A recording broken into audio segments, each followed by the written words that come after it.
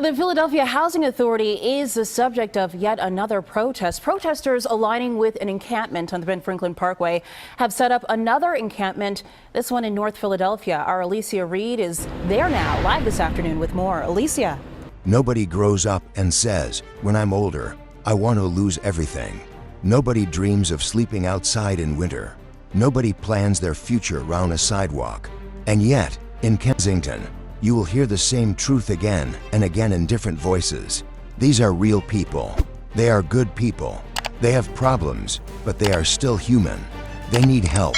So let me ask you a few questions before we begin. If your worst year became your everyday life, how long could you hold it together? If you lost your ID, your phone, and your safe place to sleep in the same week, what would you do first? If you were cold, exhausted, and afraid, would you make perfect choices every time? And if the world started describing your neighbors with cruel labels? Yeah, we are a threat to public safety because not having a place to go is dangerous. It's dangerous to the people who don't have a place to go, and it's dangerous to the public, yes, because people could become desperate and people are wandering around. They're more in danger than other people. But yeah, it is a threat to public safety that you have a $400 million annual operating budget and you have thousands of vacant, viable homes. Would you still remember they have names? Tonight's story is not shock for spectacle. It is a reality check, because when a city becomes comfortable seeing human suffering as background noise, the crisis has already moved beyond policy. It has moved into the heart. Welcome to Homeless U.S. News. Our story begins in Kensington, Philadelphia, a few blocks that became nationally known, not because the people here are less worthy, but because the pain became impossible to ignore. Stay until the end, because once you understand what Kensington really is and what it is not, you will never see it the same way again. The leader of this encampment met with Mayor Kenney and PHA last Monday. The city just confirmed Mayor Kenney will also be a part of tomorrow's meeting. Reporting live from North Philly, Alicia Reed, CBS 3 Eyewitness News.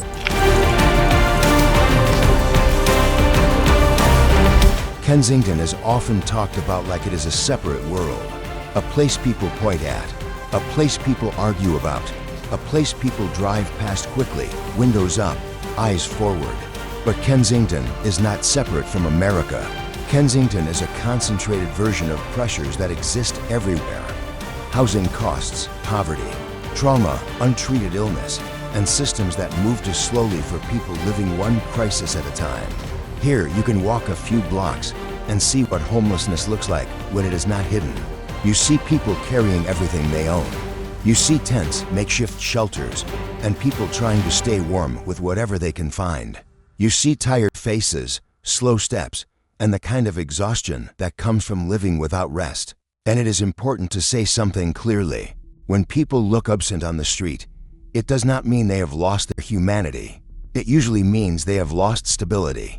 Sleep deprivation can do that. Chronic stress can do that. Untreated pain can do that. Mental health crises can do that. And substance use disorder can do that. This is why language matters. If we call people names, we train ourselves to stop caring. We begin to see a problem instead of a person. And once that happens, it becomes easier to accept solutions that move people around instead of helping them heal. Kensington also reveals a hard truth about homelessness. It is not only a housing issue. It becomes a health issue, a public space issue, a safety issue, and a community issue all at once. When people have nowhere to go, every public place becomes a living space: sidewalks, corners, transit stops, even places that were never designed for human rest. And here is the part most debates miss. People do not stay outside because it is comfortable. People stay outside because the path back inside is complicated, slow, and full of barriers. You need documents. You need appointments. You need transportation. You need storage. You need a phone that stays charged. You need someone to answer when you call. If you are missing even one of those things, the system becomes a maze. If you are missing all of them, the maze becomes a wall. Kensington is not just a place. It is a warning sign that says, when the gap between stability and collapse gets too small, more people fall through. So the question becomes simple. Are we watching Kensington like it is entertainment, or are we learning from it like our future depends on it?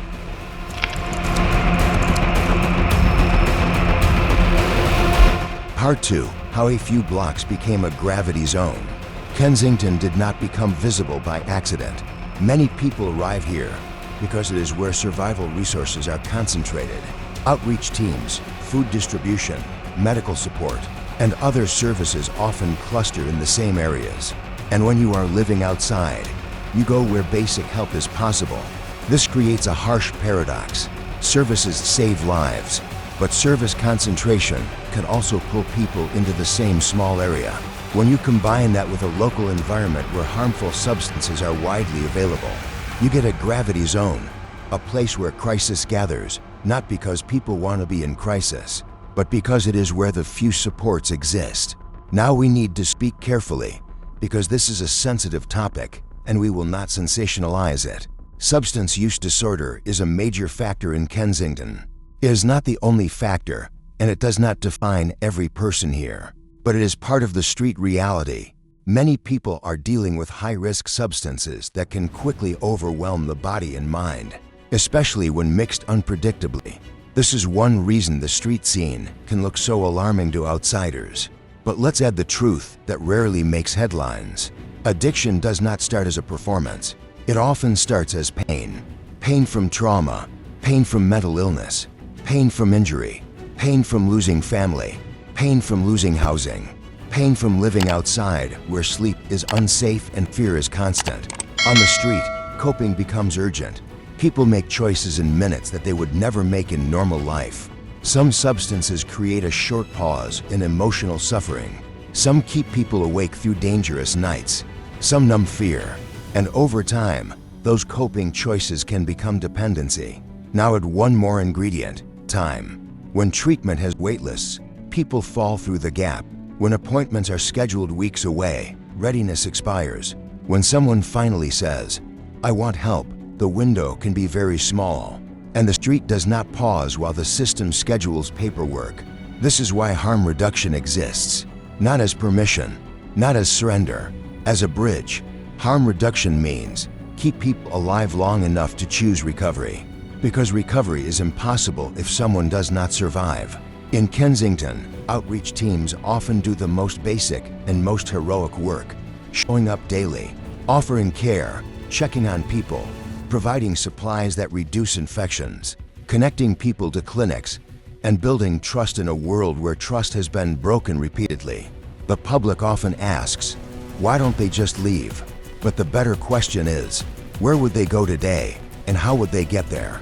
Because leaving a crisis zone requires stability, and stability requires a door, a bed, a plan, and support that is consistent not once, but repeatedly.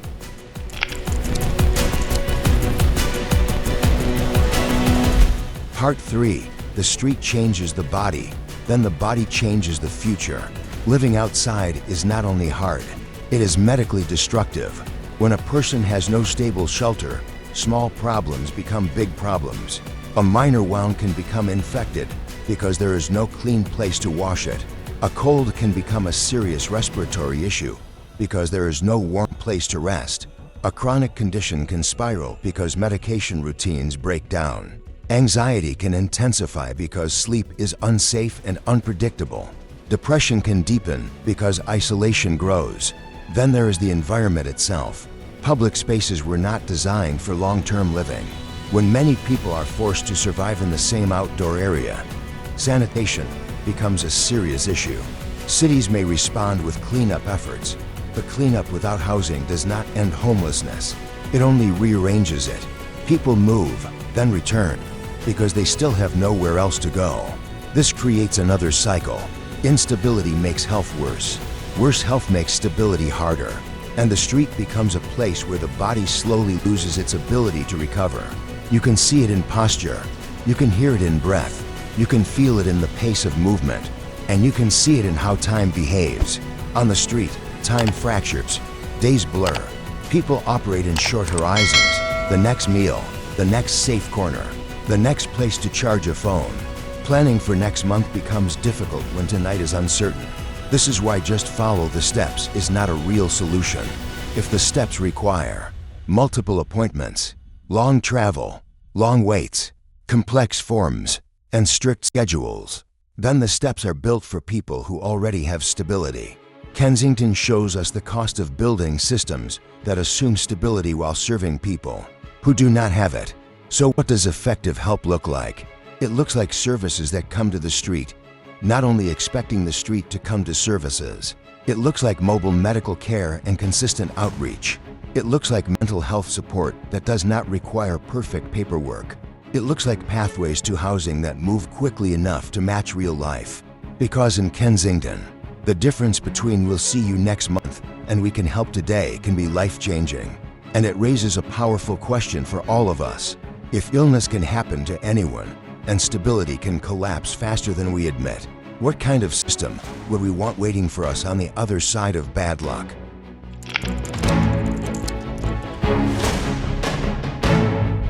Part 4. The real starting point: housing, income, and a thin line between okay and outside. Homelessness often begins long before a tent appears. It begins with rent that rises faster than wages. It begins with jobs that do not offer stability. It begins with medical bills and lost hours.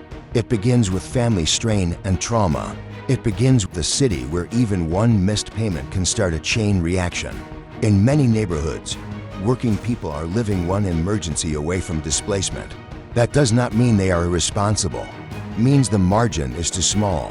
When housing becomes unaffordable, people try temporary solutions: staying with relatives, couch surfing, living in crowded apartments, sleeping in cars, rotating between short-term places.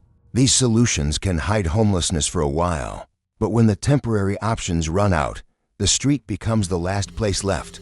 And once a person is outside, the path back inside can be blocked by the very things homelessness takes away.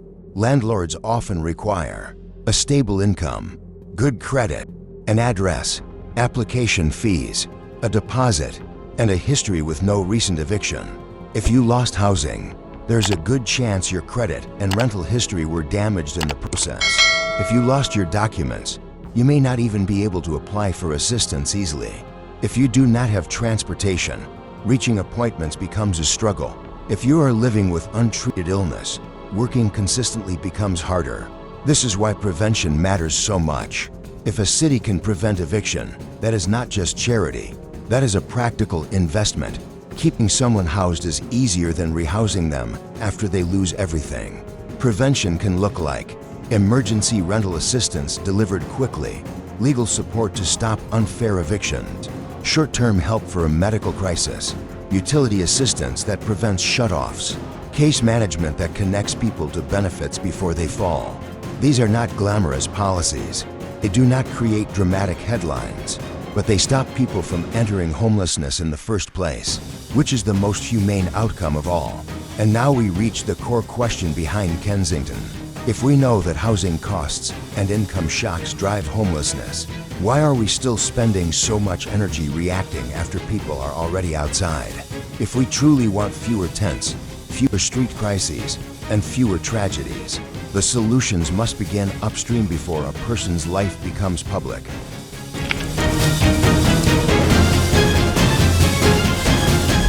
Part 5.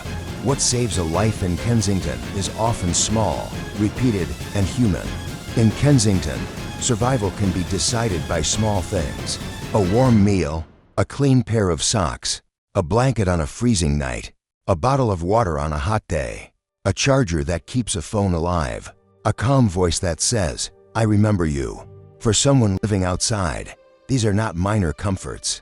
They are stabilizers. They reduce stress and prevent crisis. They keep a person connected to the world. This is why outreach matters. Outreach is not only handing out supplies. It is relationship building. It is the slow work of showing up again and again until a person believes help is real. People who have lived outside for a long time often carry deep distrust, and that distrust makes sense. If you have been disappointed repeatedly, you stop expecting good outcomes. You stop expecting anyone to return. So when someone does return, it changes something. A name gets remembered. A follow-up actually happens. An appointment is kept. A document replacement starts. A small plan becomes possible. This is what dignity looks like in practice. It looks like consistency. And here is a truth that viewers sometimes overlook. Many people on the street still want stability. They still want to work. They still want to reconnect with family. They still want to sleep safely. They still want a normal life. But wanting stability is not enough. People need a bridge to get there. That bridge often includes low-barrier drop-in centers, street medicine and mobile clinics, peer support from people who have lived it, mental health care that is accessible, transportation help, document replacement support, navigation into housing that does not take forever. Now let's talk about what does not help. Shame does not help. Cruel language does not help. Moving people block to block does not help. Solutions that look good on camera but do not create housing do not help. Kensington is a place where it is easy to feel overwhelmed. But overwhelmed is not the same as helpless. If you want a different outcome, the path is not mysterious. It is built from the boring, practical pieces that hold a life together: paperwork, appointments, support, housing placements, and follow-up. And yes, it takes money, but it also takes direction, because a city can spend endlessly on reaction without changing outcomes, or it can spend intentionally on stability and reduce street suffering over time. That leads to a question we all need to sit with. Are we paying for progress, or are we paying for the appearance of doing something?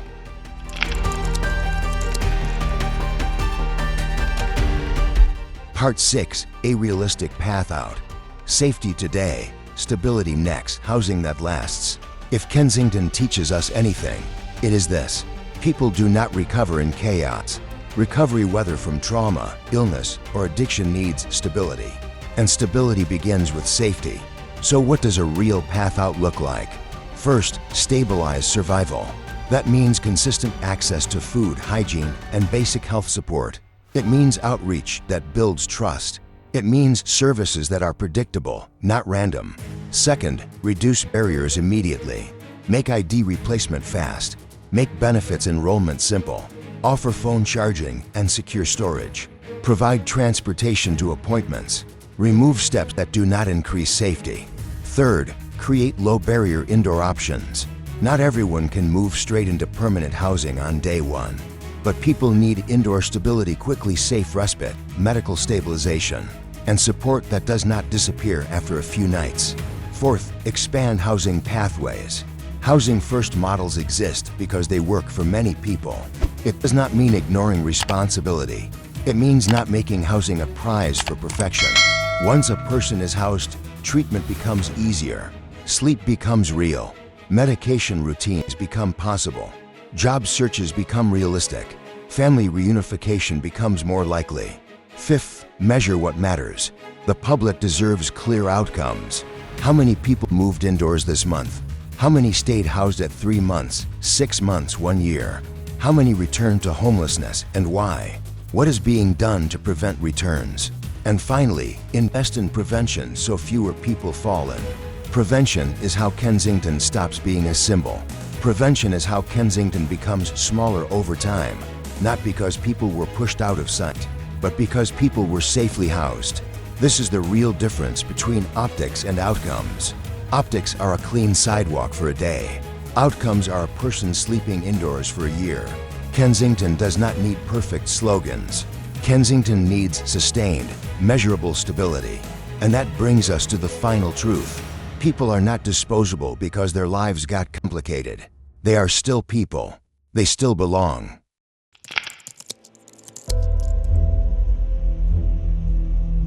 Outro. The moment you stop seeing people is the moment the crisis wins. Kensington is not a story about those people. It is a story about what happens when housing becomes unreachable, health becomes fragile, and help becomes harder to access than harm. It is a story about neighbors who need more than our opinions. They need pathways. They need systems that work in real time. They need a chance to rest, recover, and rebuild. And it is also a story about you. Because the way we talk about homelessness shapes what we tolerate. The way we talk about addiction shapes what we fund. The way we talk about poverty shapes what we excuse. So here is your call to action, and it is practical. If you are a viewer, replace labels with curiosity. Learn what programs in your city actually reduce homelessness, not just move it around. Support the ones that track outcomes and treat people with dignity. If you are a neighbor, small actions matter. Carry water in extreme weather. Learn where local outreach teams operate. Donate socks, hygiene kits, and phone chargers to credible groups. A small item can protect a person's health for a week. If you are a community leader or faith group, consider safe, structured support, organized meal distribution, hygiene access, storage lockers, or partnerships with outreach teams that can connect people to housing. If you work in policy, demand housing that lasts, not just temporary movement. Fund prevention, fund treatment access, fund low barrier stabilization indoors. Measure success as keys in hands and keys still in hands months later. And if you watch this far, do one more thing. Leave a comment with one question you want answered in the next episode. Share this video with someone who still thinks homelessness is a choice. And subscribe to Homeless US News, because these stories should not disappear. When the camera turns away, nobody grows up wanting this. So let our country be judged not by how quickly we look away, but by how steadily we build a way back. A door that locks, a bed that is safe, a name that is remembered, a life that feels human again.